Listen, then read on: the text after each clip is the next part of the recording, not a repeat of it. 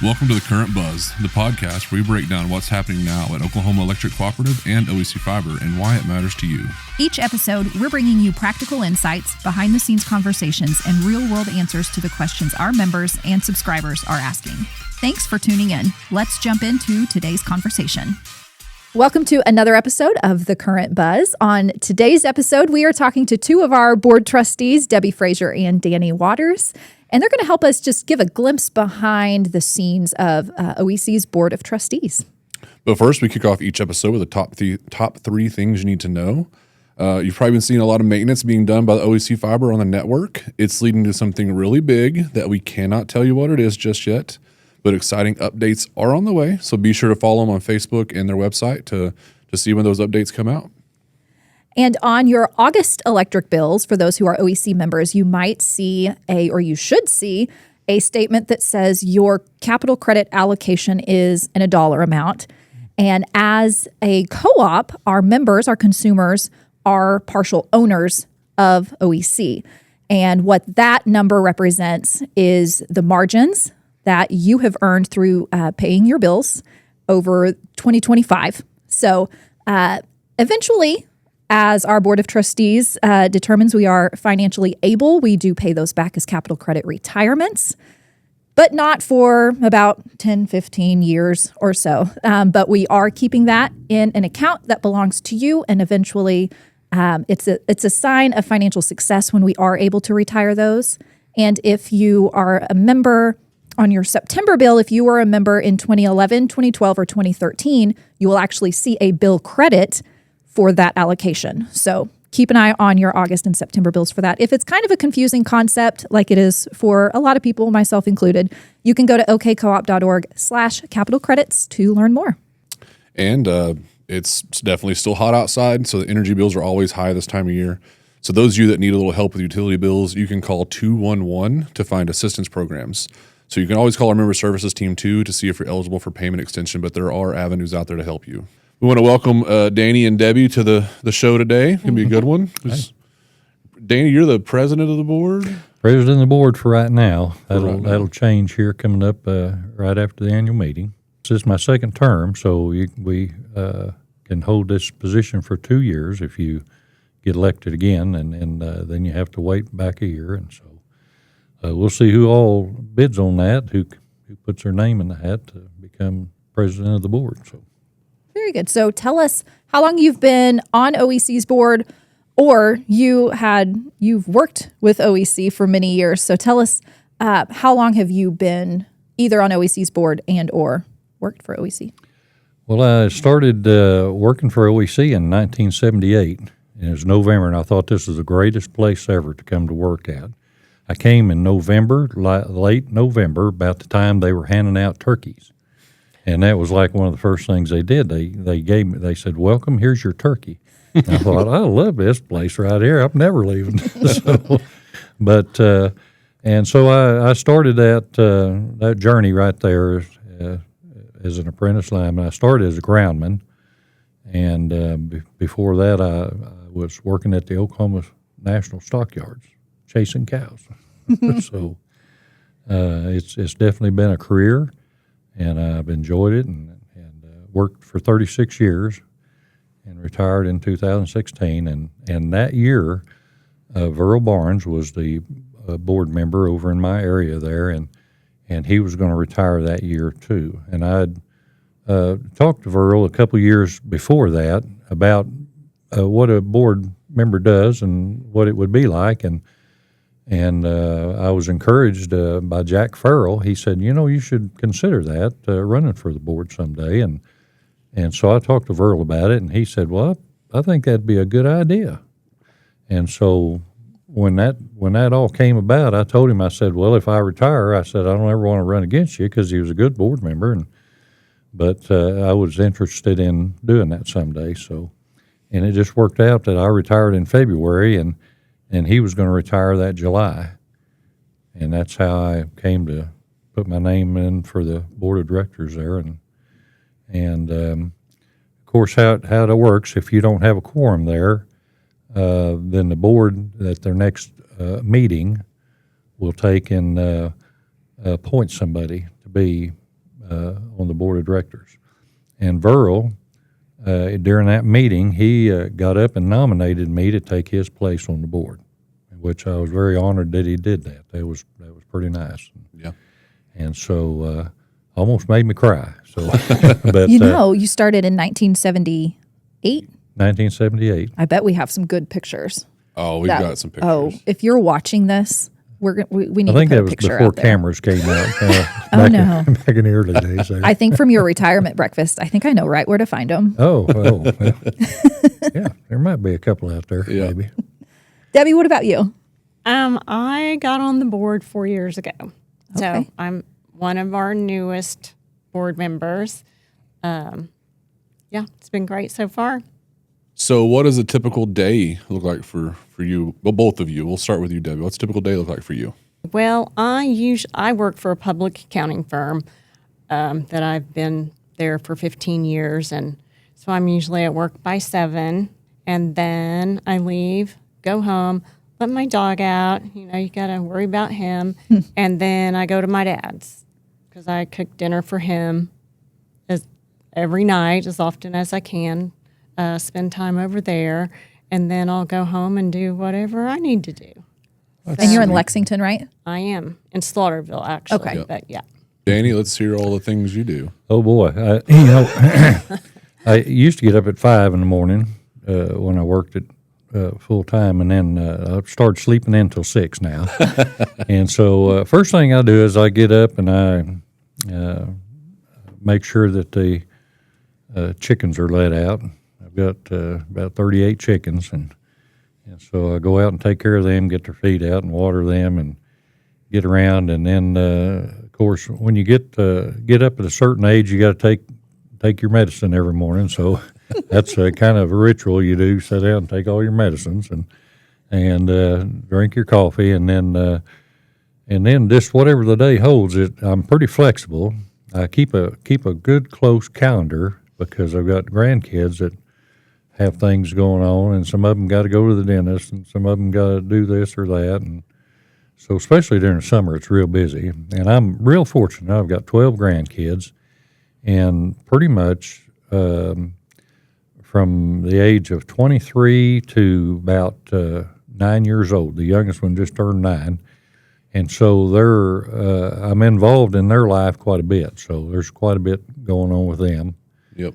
And, of course, we've got a place there in Bridge Creek, and I've got outside chores I do, and I've got a wood shop that I'm working on. Eventually, I'll get that thing all put together and everything. It just kind of hit and miss on it, but it's coming around. So that's one of the things. That's how my days go, and I usually get to watch the news at night, and then I go to bed. Start it all over again. Start again. Yeah. Do you make furniture, or what do you do in your wood shop? In the wood shop, my plans are for that. I've made some kitchen tables and things, but what I really enjoy doing is working on upright bass fiddles, and so instrument repair is one of the things I want to get in and do, and so that's my goal to. Kind of a hobby, you might say, is to work on acoustic instruments. So.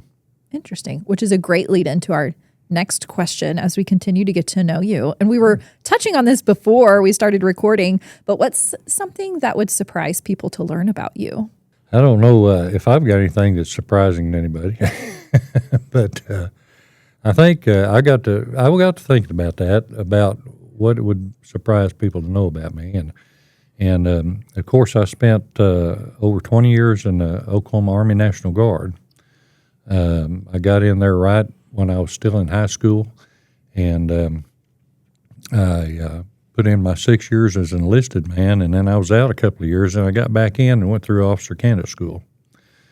And so I went through that, and I stayed in for 20 years. So one of the things that I did at one of my assignments was being the senior TAC officer at the Oklahoma Military Academy that trains officers.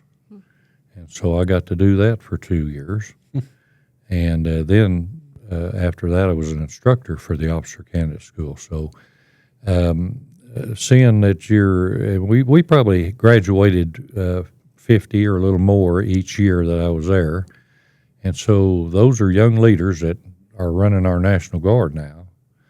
And I met one of the generals, and we got to talking, and he said, "Yeah," he said, "I was in your class."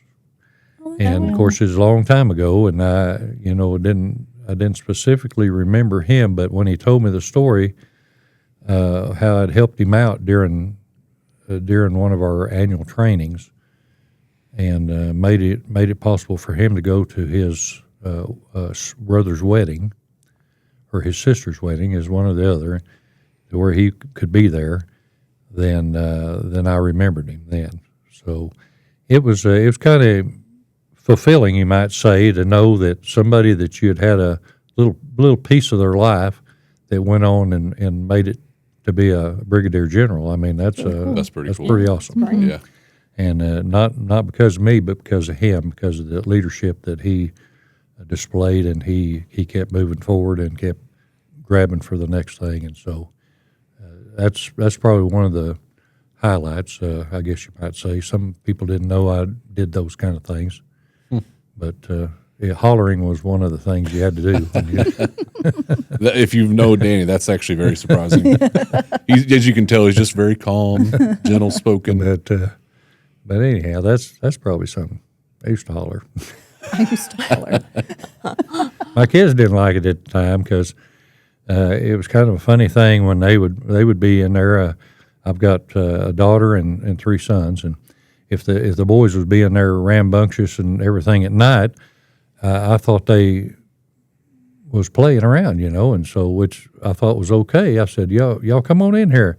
And so they'd come in the living room, and my wife was sitting there, and I said, y'all like in there playing around? And they'd say yes. And I said, well, let's play some more right here. Okay, let's do some calisthenics here. Let's do some jumping jacks. And boy, we'd do jumping jacks, and then we'd do push-ups, and then we'd run in place, and then they was ready to go to bed. Yeah, wear them out. It worked.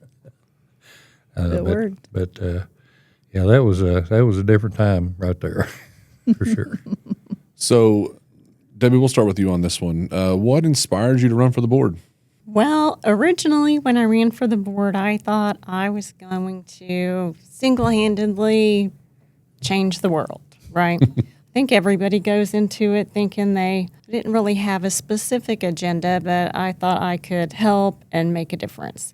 And then you get on the board, you realize you're one of just one vote, but it's a collaborative effort, and so I still think exactly the same. I'm a voice for people that I know that don't have a voice. The rural community is what I do, and I have a lot of active conversations with people, so I try to keep the members' interest at the forefront of all the decisions that I make now that I'm actually on the board. So, yeah, I think I could change the world. Change the world. Yeah. So it's same for you, Danny. You want to change the world? I don't know about changing the world, but spending 36 years here, and really, a cooperative is different than any other place you'll ever work. Mm-hmm. It's a family, not just internal family, but it's a family outside. And I was real fortunate to become a district lineman in the town where I graduated high school. So growing up in Newcastle, I moved there in 71 and with my family, and graduated high school there. So all the people, the older folks and the younger folks and everything I'd been around, they were mentoring me all them early years of my life. And so to come back and be their lineman, and that's how you have to look at it, that you're their lineman, and you want them to have power all the time, and you want their service to be the very best, and you want just the best for them, the best experience they can have. And so putting all them years into that, and upgrading and system hardening and doing all the things we can do, making the very best connections you can make every time to ensure that connection will be there 20 years, 30 years. And so because it benefits the members overall. And it benefits the co-op because you're doing a good job and you don't have to have repeat visits on things, and And so I just wanted to stay a part of that. I didn't think I could go home and sit down and not do something electrically, and so it was a blessing for me to be able to run for the board and to get on the board, because I just wanted to keep a hand in it, and you might say keep a watch over it, and make sure that we're still heading in the right direction and stuff, because and I think it has been. It's been going just straight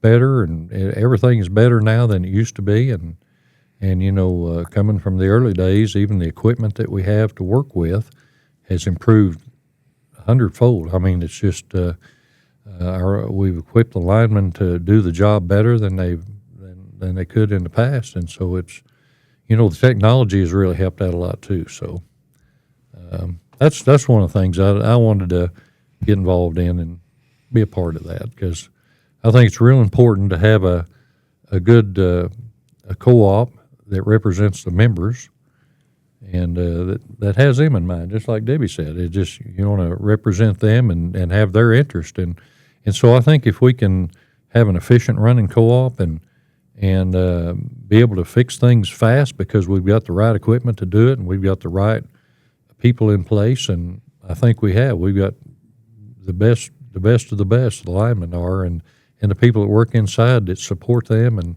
help them out. I just can't think badly about anybody that's here.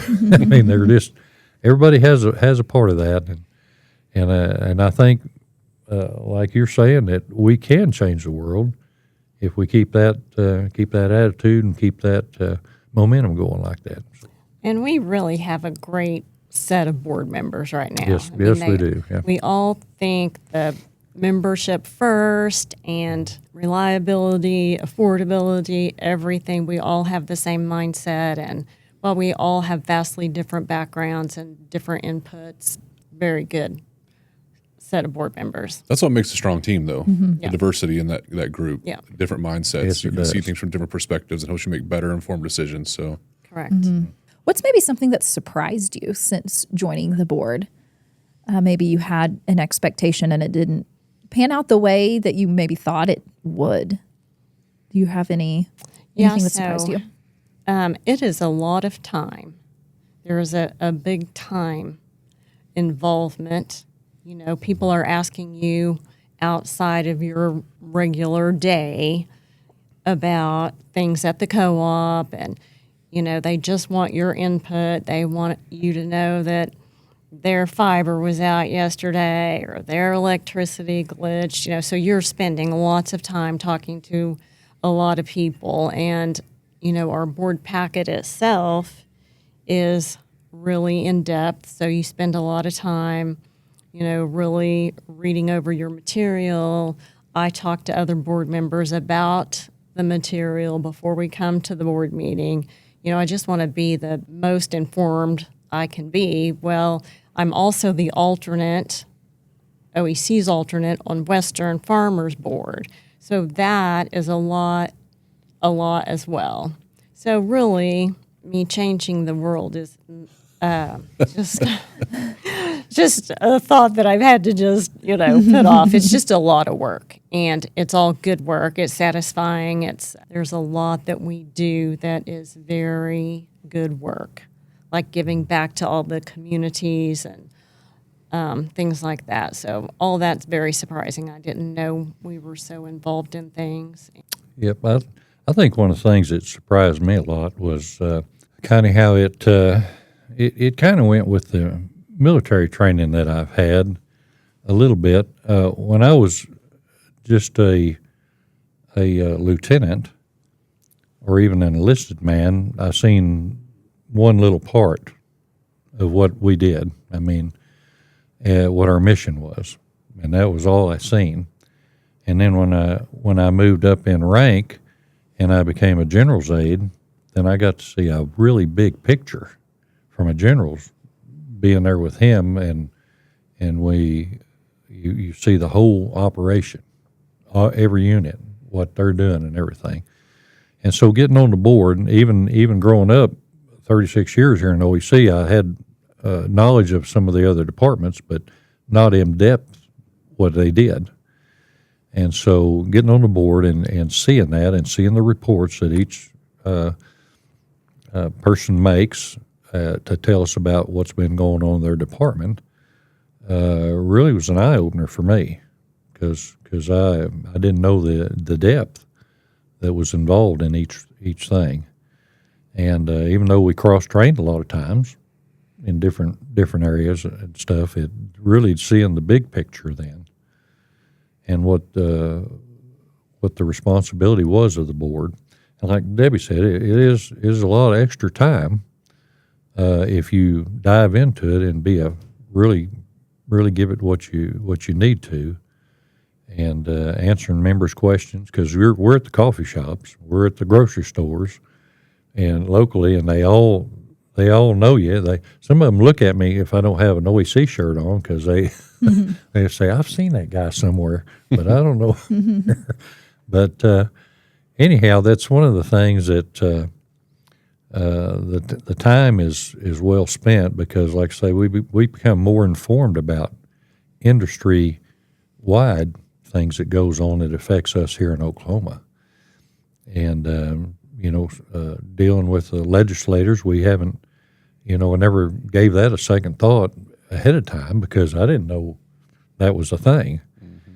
But, getting in and advocating for our cooperative with our state legislators is a pretty big event that we participate in. We do that a couple times a year. Some co-ops do it more than that. But we've got our statewide association that works with them every day, all the time, and so they keep us informed. And of course, our CEO Patrick, he's well informed on all that. He's very knowledgeable and is plugged into the systems there at the state capitol, and then because it affects our membership, and we want to advocate for the best deals for our membership that we can possibly get with them. So there's a lot more than what I ever thought. So so what has there been maybe one instance or maybe multiple? What's been the most rewarding thing about being on the board? Well, for me, I think other than staying involved with the cooperative, I think being a part of the fiber project. When we first started looking at that, it was pretty new, and it was back around 2017, and we wanted to know all we can. We studied it for a year. It's not just something you just jump off into and do it, because it was all brand new. And there had been a few co-ops that had got into fiber, and they were our team that Patrick started putting together and getting the right people in the right places. And then they would go to these co-ops that had already started that. And we kind of learned from them some things not to do and what to do. And so, because we wanted our project to be successful. And it wasn't just for us, it was for our membership. Because out in the rural areas, just like electricity, when it first came in the 30s, it was one of those things that people just didn't have it. And so they needed it to be more successful in their businesses or just their daily life, to make life easier for them. And so one of the things that we looked at is what would fiber do later on down the road for people in rural areas. I remember going over to Amber, and we'd have to run our credit card when we'd get gas there, and their dial-up connection might be down, and they might say, well, can you come back tomorrow to get your receipt? I say, well, that's crazy. So it was kind of one of those things. It was the dial-up was unreliable, and the outer skirts of the cities wasn't growing like they could be. Because that was one of the things. Everybody's using the credit card machines, and everything was automated in the cities, and out in the rural area, if you couldn't do that, they wasn't going to build nothing out there. And so for businesses to come in and be productive out there, they needed a good internet. to run their machines and things. So I think that's one of the good steps that OEC and the board of directors made a decision to go forward with this and to go fast. And we didn't do it without a lot of due diligence of studying the project and asking every question we could think of. I mean, of course, we didn't know what all questions to ask, but the more it went along, the more we found out. And I think that's one of the most exciting things that we've got into is to provide an internet out in the rural communities. And we're set up all around our system. Our members can get it if they want it, and then our non-members too. We're able to provide a good service to them that they haven't had in the past. I mean, with the big carriers. So we're real proud of that. Real proud of our team and how they handle that end of it right there. So I would say for me, the reward comes from just what we do out in the community. And to hear back from people, when we go to a board meeting and there's a card on the table, thank you so much, we appreciate your support with this project or that project. That's what gets me. That's what I feel like the reward is. That's what I feel like, most of our employees and management, it just comes from, the reward comes from what we give back. So that's what I like. Danny goes and volunteers at Special Olympics every year. I went year before last, I think, and volunteered at Special Olympics, that kind of thing. There's no words for how you feel about that if that's your thing. And it really does feel good to do things like that. Yeah. Mm-hmm. Yeah. Yep. Have either one of you volunteered? Mm-hmm. Yeah, Yep. It's great. Yes. It is so good. I like the community impact as well. Yeah, correct. I'm with you on that. Yeah. So transitioning a little bit more about what OEC's Board of Trustees does and a Board of Trustees of an electric co-op in general. So at a high level, what is the board responsible for? So, monthly we review all the financials and make our decisions about what direction the co-op's going on what we get from management. So we're, approving the budget on an annual. We're overseeing what job we think the CEO's doing, and that sounds real simple, but it's not just that simple. But basically that's what we do. We're financial oversight for the co-op, and that means a lot of different things. But that's basically what I would break down our job to be. Right. Every year we go over a budget that's presented to us, and if we have any questions about anything, that's the time that we start asking questions about, because equipment, things cost a lot of money, and we know the work plan, which is our poles and wire and stuff, that's cost a lot of money, and the prices have went up, as everybody knows, on everything in the years past. So for us to be diligent about looking at that and seeing if there's something we really need, if there's a lot of equipment out there that would be nice to have, but it may not be really something we would use a lot, so we have to weigh those things out when budget time comes around. And of course, the staff and the departments are all very thorough in what they bring for budget, because they don't bring a lot of frivolous stuff. They usually need something, and they justify it to us, and so we appreciate that. We have good staff that really puts time in getting all of the information that we need. And if there's anything extra we need, we just ask them, and they'll come offline or during our meeting or whenever we want to get it from them, and they'll provide us the information that we need. So, and one of the things that is important to us too is safety, and that's one of the things that we keep in mind when we're making decisions. If is the safety of our employees and safety of our membership too on different things. So we want to make sure that that's covered, because that's the number one thing. We want everybody to go home at the end of the day and to work safely and to obey all the safety rules that are out there, to protect us. So that's one of a couple of things that the board does. And like she says, the only employee we have is the CEO and the attorney, and so we put a lot of stock into what they tell us, and so we question them a lot, but we also have the staff there if we have any questions of them. So that's a good mix, I think. So how do you balance affordability, reliability, and planning for the future? I mean, you kind of touched on the cost of everything has gone up, and that's got to be tough to balance. How do you balance that? Trust in the Well, right, because we have to trust what management provides us to make decisions with.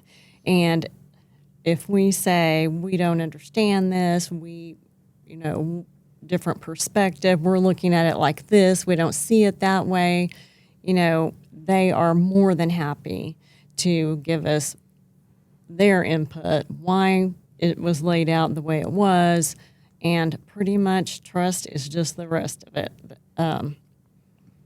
That is their job. That is their job, to make us comfortable with their presentation. And from there, we get to decide. I think Danny nailed it too. Most of us are pretty frugal. We want to get it done with the least amount of possible, because those dollars come from our members. So and they're members too.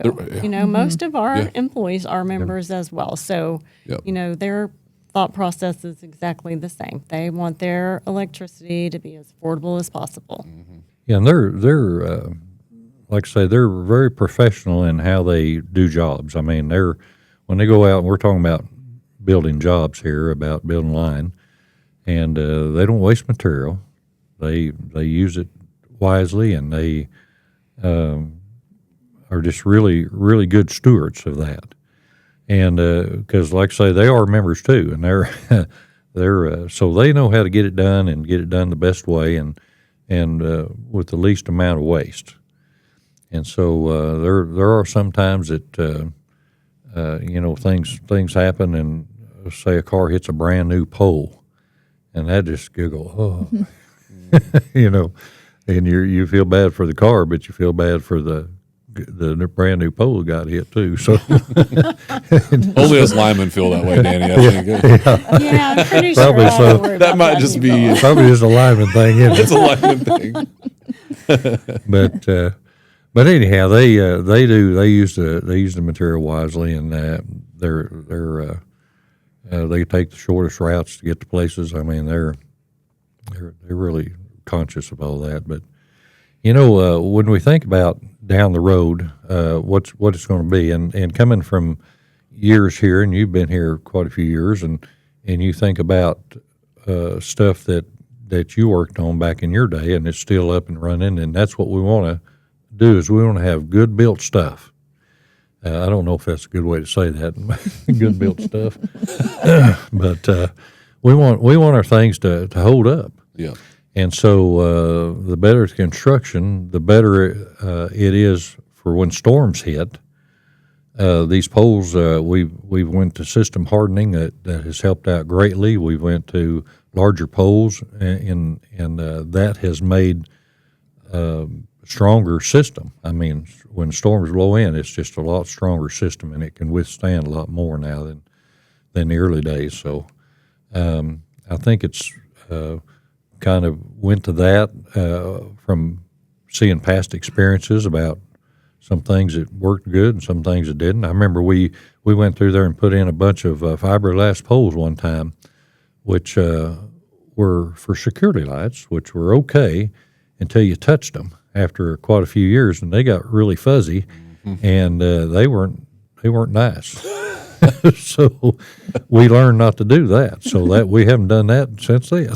So So places where concrete poles are a plus to have in places that we may not be able to get a truck to all the time, or that's, so that those are a lot tougher. And steel poles, there's a place for them. So I think our engineering department has looked at all that, and they've developed some good plans where to use those, and because it'll be into the future. So we want stuff to last a long time. So our power will be more reliable, and that's our goal, is to have it on as much as we possibly can. And normally it works really well until the big storms come in, and then we're set up, even when that happens, that we've lessened it with our new grid, our self-healing grid, and those things are an added advantage. So to put all that together is kind of a tough thing, but we talk about every inch of that. I mean, when they're talking to us about the self-healing grid and what's involved in that, and we start looking at the price of what it's going to cost us to do all that, and what the future, how long these things last, and we ask a lot of questions. And we really do have a lot of management and employees that are true visionaries. Like the accounting mind is here now, what's in front of me, but there are a lot of individuals that work here that are true visionaries to see the 10 years down the line and what's going to happen. So again, we're back to we do what we do, they do what they do, and we trust them. You've made some big investments over the years. Correct. For the better. Yeah. Yep, I think it will be. And back to the equipment that we use and everything, I've visited some other co-ops, and you too have, and so we've got top-notch stuff. Top notch. Recognized by them as well. Yeah. That I was mean, the same. I've been here 18 years, and just the equipment, I've ran some of that old stuff that I say it's old. I'm not that old, but it was old to me. The stuff they have these days, it's nice. Yeah, Yeah. it is. They don't hand crimp anything, I don't think, anymore these days. They got battery operated everything, which is easier on their shoulders and elbows, and It is. our joints took a beating. So The old days of the bracing bit, up standing on the pole drilling a hole with a bracing bit, is not. I don't think anybody's done that. There's probably kids that don't even know what that bracing bit is. So we actually had a day when I was on construction where the batteries were all dead. We couldn't drill anything, so we had to drill every hole that day on construction with the bracing bit. Oh wow! And construction puts in some serious framing on poles. It was a long day. Yeah, yes, it was. And hand digging holes, and now we got backyard equipment that can do most of that. So Yeah, it's just amazing, and it's all to be more efficient. So. And it saves time, saves money in the long run. Sure does. Something we didn't really touch on in the beginning was how you are two, but we have 9 members on our board of trustees, and they each serve a different segment of our membership all throughout our service area. The next question goes to that, but tell us the communities that you represent. So I'm at Lexington, Slaughterville, and part of Noble. So I live in Slaughterville, so I was born and raised in Lexington, so I've been there my whole life, really. I lived in Noble, 10 or 15 years before coming back to Lexington, so. And I serve in the Bridge Creek area and Tuttle, and those are my two towns now. I call Newcastle home because that's where I graduated, and I live in Bridge Creek, but it's close enough that they're close. I can claim that. So. Yeah. But we have quite a community out there. Bridge Creek is not a city; it's a township, and so it has a mayor, It's growing. and it's growing pretty big out there. Sure So you is. are rooted in your communities. Why do you believe that local representation is important? Well, it is. I mean, everybody knows you. Everybody recognizes you. You are in touch with the same, you just feel the same thing that they're experiencing in your in your area. So yeah, it's real important to be in touch with them. Yeah, our linemen and people that work here are a lot of times the face of the co-op. They're the first contact. The linemen will come out on a stormy night or something and get that power back on, and they're the one that the people see. And so working around in your area there is one of the things, and they feel more comfortable calling you and asking you questions at the coffee shop or something, and that's, I think that's more of the big co-op family. When your members feel at ease to take and visit with you about different things. And some of them, you have to listen real close, because some of them will talk about their lights blinking or something, and you ask them, and they say, well, this was back in there in that storm back in 87. And oh, yeah, I remember that. Yeah. So, but anyhow, when any of them bring to you a question or something, it's a real concern to them for sure, and it's good. And we don't always have the answer, but we know the people that can get the answer for us. So, Good call. That's one of the things that I think is beneficial to being on a co-op line, is you have more of a family atmosphere there, and somebody that you can call and visit with about something. You're accessible. Yeah.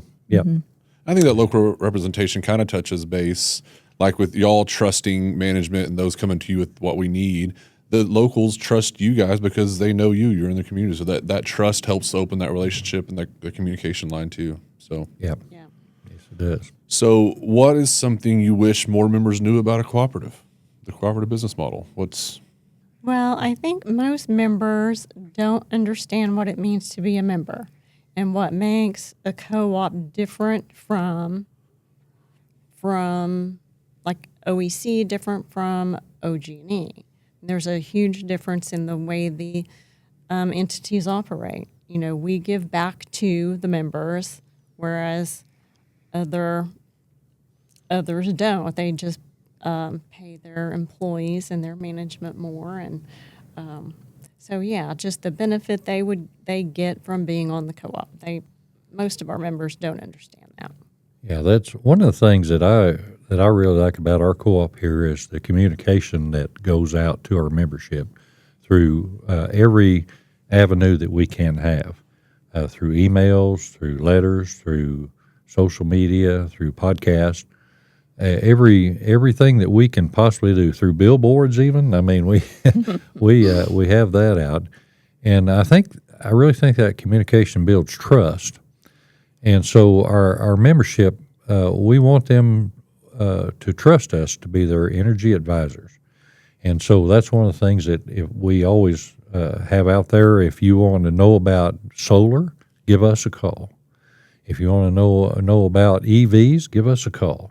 If you want to know about internet or anything like that, just give us a call. We want to be the trusted energy advisor, and it's through our communication that we proactively get out there and put a lot of information out. The little short videos about home things, Daniel, that you do are just Plug for Dan, how do I? Yeah. Look on our YouTube channel. Yeah, I know. it's just pretty awesome. It is. But it's just little things like that will help people save on their energy bills that they may not be thinking about. And so we proactively put that out there ahead of time, and it's there for them. And I think that we do a good job of that. And one of the things that they kind of like you say, they just don't know what goes on behind the scenes and everything. And if something happens and the power's out for an extended time, like we just had on the 4th of July, little few people that may not have got in on that didn't know we had all them poles down. And Right. double circuit poles are not something you can just go put one in real quick. I mean, there's a lot of safety things that have to be played into that, and everybody has to do it just right. And because there's a lot goes into it. I mean, pulling the old thing, shutting the road down, and I went over and viewed that for just a little bit, and the operation, how they were working that is they were setting the poles, and our fiber guys are right behind them. As soon as they move forward, they'd move forward, and they'd get that fiber back in the air, and it was quite an operation. I don't know that I could have handpicked worse poles. That's the worst poles to ever go Double down. circuit 477 in Norman, and then the pole that broke across I-35.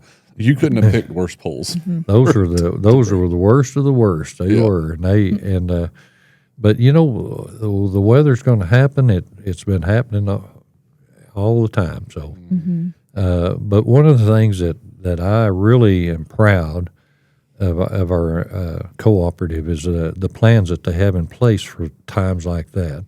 We don't sit around and think, what are we going to do on this storm? We've already planned it out. We've got storm stock set in place that's ready to go for storms.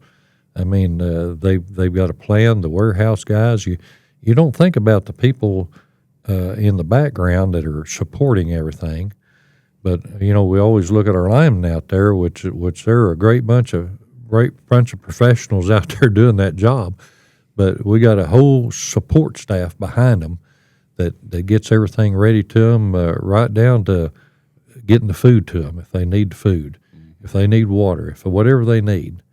And so the support people that are behind all this, it's a well-oiled machine, and I'm very proud of how it operates. It's not, well, I don't know what we're going to do now, but it's like, let's get her done. That's what it is. So Yeah, we just experienced that. yes, did. Sure did. What is something that makes you optimistic about OEC's future? Well, we've talked about it continuously here, and that is just that everybody is so good at what they do. Even the people that are retiring, and we have a lot of retirees currently, but the next in line, that next man up, is just as impressive as the person that's walking out the door. So we are on the forefront of everything that's happening, from our fiber to just energy efficiency and reliability, and that I just feel like we're in a really, really good place as a co-op to move forward into the future for everything we've talked about. I agree. We've got so much talent here that it's just mind-boggling.